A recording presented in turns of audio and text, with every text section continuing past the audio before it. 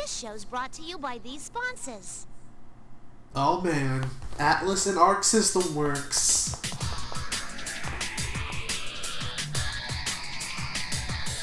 Yes, it is time.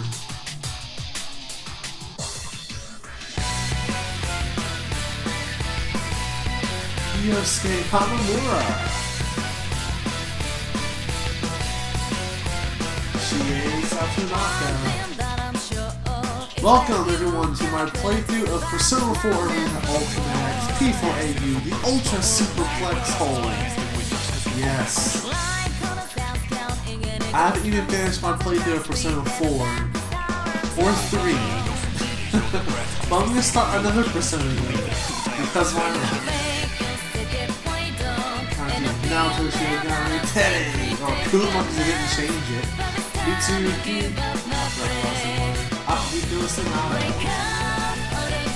I guess. Oh, here Japanese way. Lapras. Reset. Tartarus is back. And we gotta deal with some edgy hipster kid who is a villain.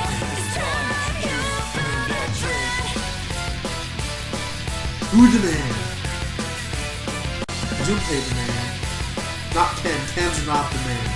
Nobody likes Ken. At all. No one should ever like Ken. Persona 4 Arena Ultimax. Marie, on the other hand, is the best girl, so... But yeah, I played this game all day today. Because I am not a fighting game player. I'm not even that much a fighting game fan.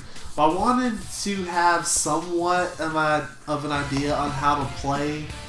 But as I'll be putting on a disclaimer, because I'm going to have to, otherwise people will rip me a new one in the comments. I am not good at fighting games. I don't claim to be good at fighting games. I'm going to button mash a lot of the way through. But I do know some of the tricks. I'm not exactly good at like canceling, like dash cancels and stuff, and super cancels. But I think that's something I'd have to practice at to get really good at. So we're gonna do the story mode. I did buy the DLC that has the Persona 4 Arena 1 story mode. That's only because I didn't actually play that game. I just kind of knew the gist of what happened. But I'm not doing that. If people want to see that, I'll go do it later on. But I pretty much know what happened in that one. So now we go to episode P4. Also, that menu music is so good. Okay, saving some more. Alright, and we are starting off with Chapter 1, A Mysterious Guest.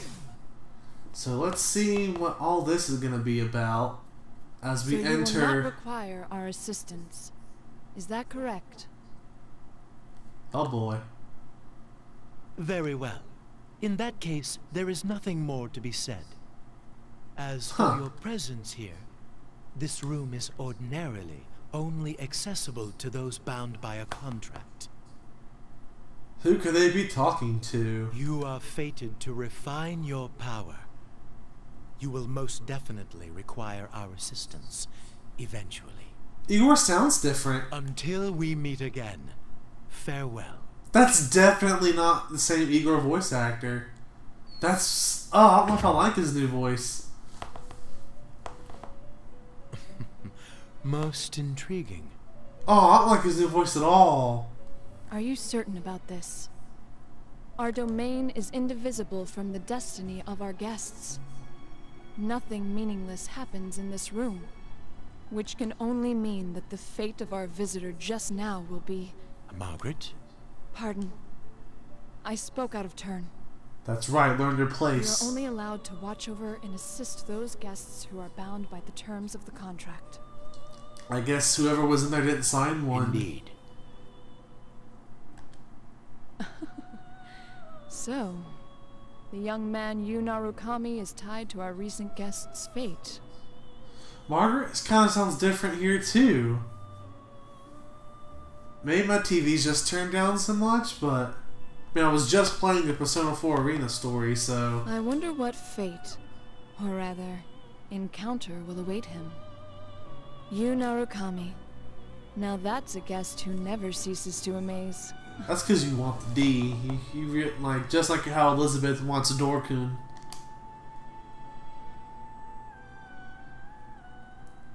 End of chapter 1. That was nice and easy.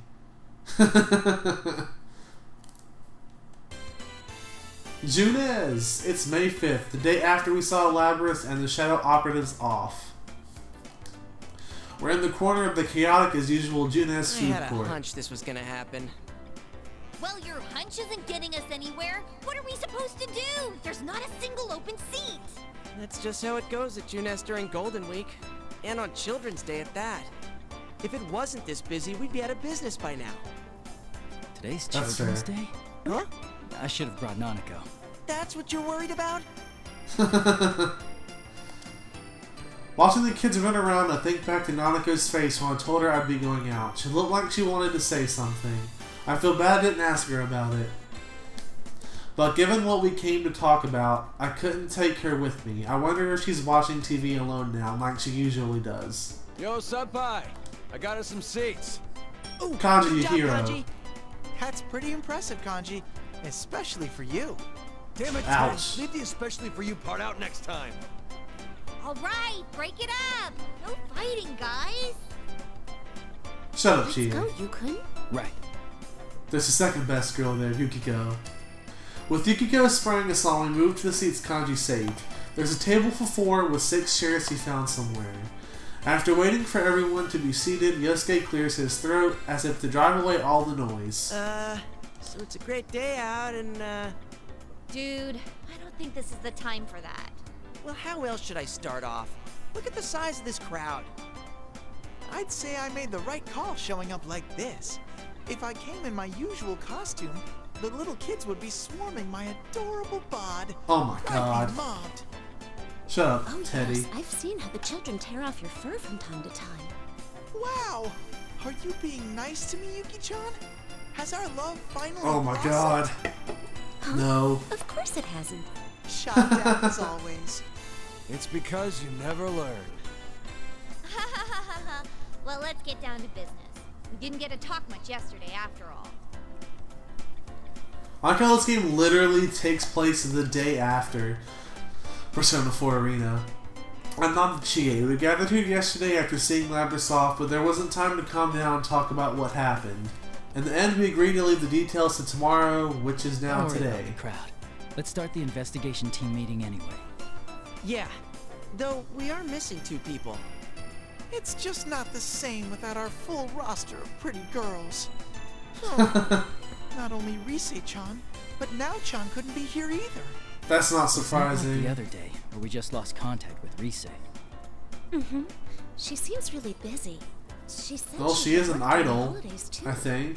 At least we got to talk to her yesterday. Yeah, I think she says at the end of Persona 4 she's going back to being an idol, so... Busy too. I guess it's the same old for them. Naoto-kun knew things about what happened that not even we did. Apparently she knew about Mitsuru-san and her friends from the start. Thanks to her, though, we got some good information.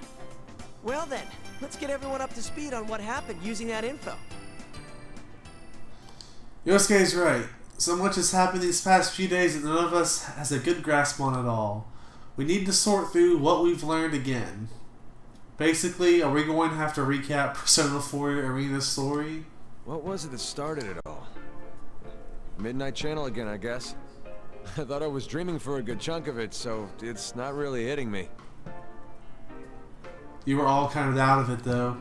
The Midnight Channel, that TV world we helped to restore peace in, it ended up being used by someone else in the Lapras incident. No one knows who it is.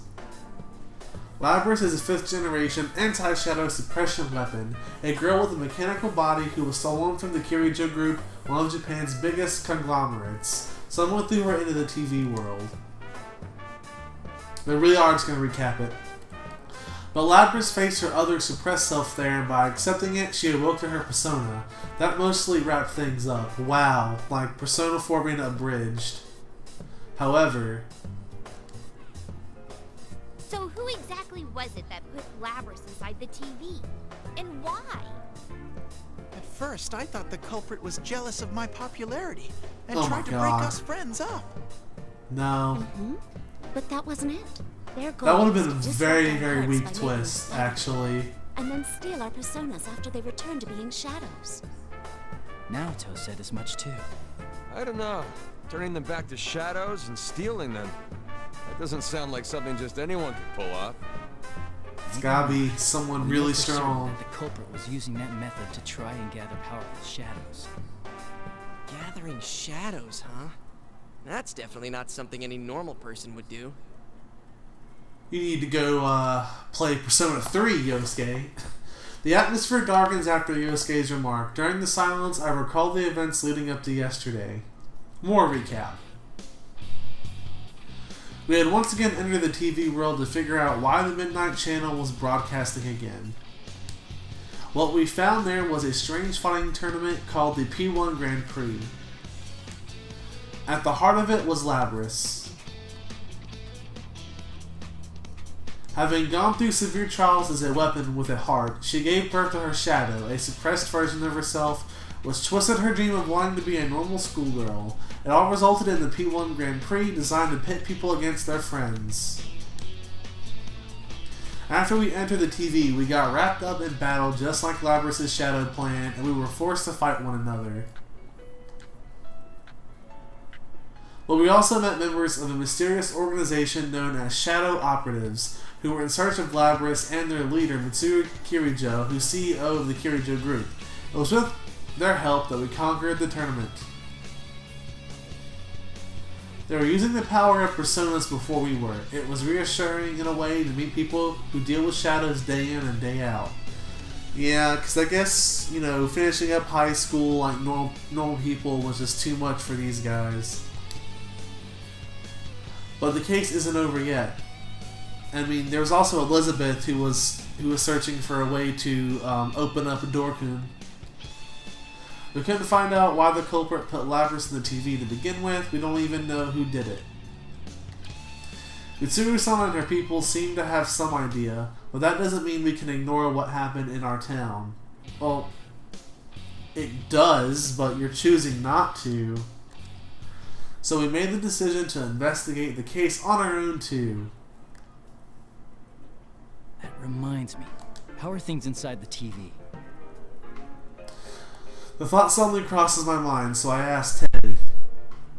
After we settled the first case, the TV world turned into a beautiful place, but it wasn't that way anymore during the P1 Grand Prix. I wonder what happened there after we saved Lapras. Still the same. It should go back to normal eventually, but the P1 Grand Prix had such an effect that it's still noisy there. Oh, but... They kind of revert the TV world back to what it was before. But what? Quit mumbling and just spit it out. It's hard to say for sure, but I sense these weird presences. They feel kind of like shadows, but not really. What? Weird presences? You mean there's something strange in there? I don't really know. What could it be? The culprit, maybe? Maybe, but I doubt they'd maybe just be not. creeping in there. We all look at each other after hearing Teddy's evasive answer. If something's in the TV world, it can only be a shadow, someone besides us who knows about that world, or someone who can use a persona. Huh? How would that make sense? The culprit wasn't a persona user, right? How do we know? He did say that he used Lapras because he couldn't enter the TV world himself. Oh, that happened? That's right, the only people who can enter the TV world are persona users. For a normal person to get in, they would have to enter alongside a persona user. If someone who doesn't have a persona falls in for whatever reason, they're in serious danger. Either the shadow is already dwelling there, or their own shadow might end up killing them. So, wouldn't that mean this weird thing Ted's talking about can't be our bad guy? How do you know, though? Maybe the culprit can shove people into a TV even though he's not a persona user. I can understand Kanji's doubts, but unfortunately we don't have enough information right now to say either way. There's one more thing that bothers me. What is it? It's something Naoto said.